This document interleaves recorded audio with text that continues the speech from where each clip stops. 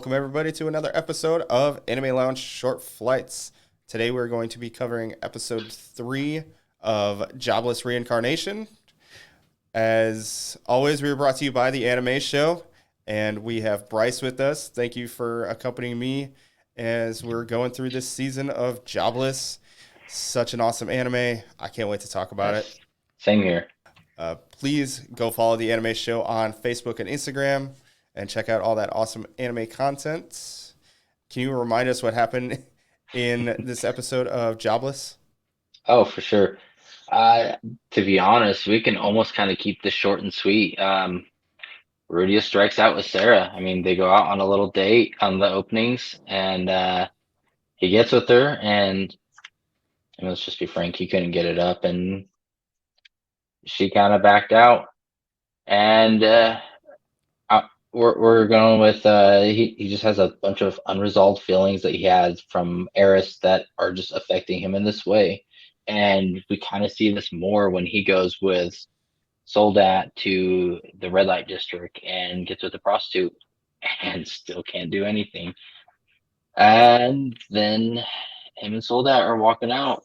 Rudius is drunk as a skunk and says a bunch of stuff that he probably didn't want to say that Sarah definitely heard every word of. Boy, did he deserve that slap he got out there. And just to kind of end it all, Soldat did offer him to go into the labyrinth with him so that he can get his mind off all the stuff. So that's really the episode in a nutshell. Very short synopsis today, but I mean, it, we didn't get a whole lot. I mean, I think the most that we could really get into is just kind of what happened with the editing. Yeah, that was super unfortunate. Just like I thought something was going on with my screen for a second. I'm like, oh wait, no, I gotta remember what's going on in the scenario that Yeah. they have to do very crude editing. It's unfortunate. I mean, I get it. You know, it's you don't want essentially naked people walking around on screen.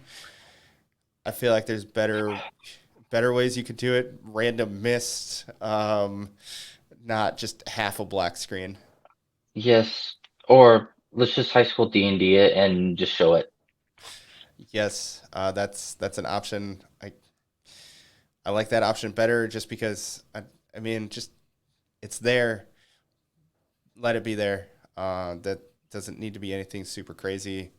Hmm. Um, so I completely get people's complaints about just the terrible editing that it is that we've got. I'm pretty sure we were told this was going to be uncensored. Obviously not the case, or unedited. That's what it was. Unedited. Hmm. Obviously not the case because that is terrible editing we got going on right there. Yes. Yes, it was. And I mean, to kind of go back on the story, I mean, I guess, what I feel for him, like it's just like, holy cow, dude, like you are this heartbroken over this one chick that you can't move on to someone else who's interested in you. Like, come on, Sarah seems really cool. Yeah, she is in essence Eris. And that I guess I can kind of see the fact that they're so similar that, you know, he's getting these just unresolved complexes going on internally that even though, as he said, the first time in his life he can't get it up, and every other time, even during a funeral, you know, if you remember from season 1, he was up in his room doing just nasty Hmm. things, but now he's actually got somebody that wants him and it's not working out because of emotions. So it's like, come on, man. Yes, exactly. And I mean, oh, I, I don't know. I felt there was moments of just kind of cringe, but then I have to think back to what I'm watching and go, yes, this is what he was when he before he was Rudius. And man, like I don't know. I wish there was more to this episode. development wise, but I just feel like we didn't get a whole lot other than what we've discussed. Yeah, they could have strung it along a little bit more, but I had no issues with it because it's just an underlining plot that I feel like this labyrinth is going to kind of help bring him forward, or he's going to run into his high school, or not high school, his hometown friend. Maybe he'll kind of run into Sylphie and he'll kind of be able to get work through some of his emotions, or he's going to run into Roxy because he does talk about how when Elise was just kind of bringing somebody up, he said his first thought was Roxy. Maybe he finds her, and it kind of helps push along some of those feelings and kind of helps him basically be able to have sex again. It's essentially what he's looking forward to, at least. Yeah, uh, I can see that. I mean, I'd be more intrigued to see how the interaction is between him and Sylphie when they meet back up, and I don't know. Maybe that's someone that he gets back into and trusts and is able to do it instead of Roxy.